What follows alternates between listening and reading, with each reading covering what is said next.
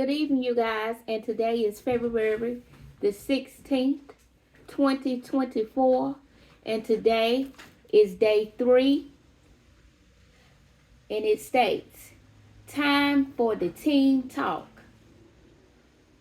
Hear, O Israel, the Lord, our God, the Lord is one.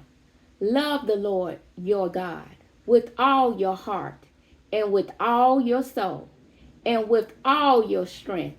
These commandments that I give you today are to be upon your hearts. Deuteronomy chapter 6, verse 4 through 6. God is the God of Israel, and they are his people. The agreement, which is the covenant made at Mount Sinai, confirmed this in the book of Exodus.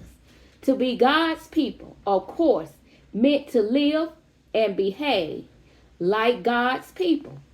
God promised to be their God, but they had to be his people in word and in deed. Leviticus and Deuteronomy served as a manual or a blueprint for their agreement with God. This manual indicates what God expects them, but it also indicates what they could expect of God. Leviticus contains regulations dealing with every aspect of the everyday lives of the Israelites. Especially important were the right relations between people and their right relationship with their Lord and God. Their service to God was well regulated. They knew exactly what to offer and how to make such offering as sacrifice. The priest was responsible for making sure that things went smoothly at the tabernacle, where the meeting with God took place. There were also other regulations to keep them pure before God in every aspect of their lives. But God was not only interested in their spiritual well-being, he was just as concerned with what happened in their everyday lives. He wanted them to be socially healthy and to reflect his caring nature. He therefore gave them guidelines for behaving properly towards one another.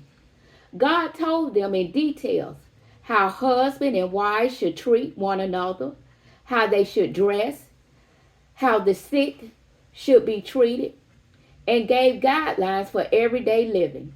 Many of these regulations were even aimed at keeping his people physically healthy. If they ate right and lived right, they would stay healthy. Deuteronomy does not only contain regulation, it is also an ancient tape recorder of some of the speeches Moses delivered to the Israelites. He had to prepare the people properly for the long trip ahead and for their entrance into the promised land. Deuteronomy also tells about the adventures in the wilderness after they had left Sinai. Deuteronomy's story ends just before the Israelites entered the promised land. This was also the time when Moses died.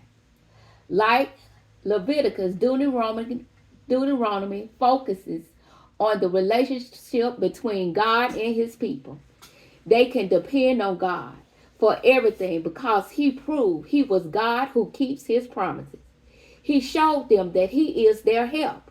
He cares for them and protects them.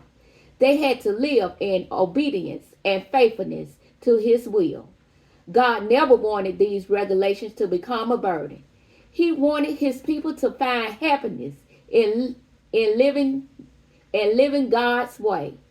They should experience joy in doing these things because of their love for their Lord. These acts of obedience should come naturally, since they come from hearts that are filled with love and devotion for their loving God. That ends day 4, you guys. God loves us, and we're surely going to stay in his presence.